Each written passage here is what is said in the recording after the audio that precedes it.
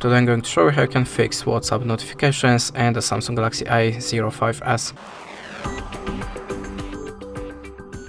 So at the start, always check your DND mode. So open the top menu, expand icons, and look for the Do Not Disturb mode icon. Now make sure that you have this feature deactivated, like here.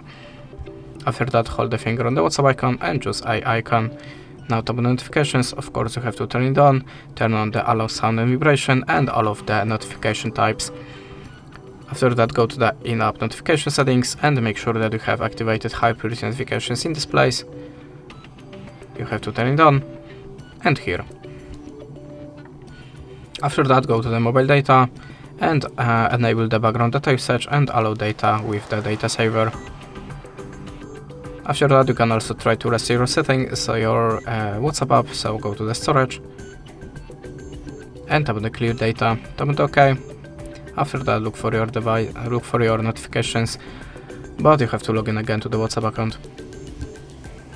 In the next step, try to reset your network settings, so go to the settings, choose the general management and tap on the reset. Tap on the network settings, tap on this button and again. In the last step, try to update the system, so go to the software update, in the settings, choose first option, and if you have any, just download it and install.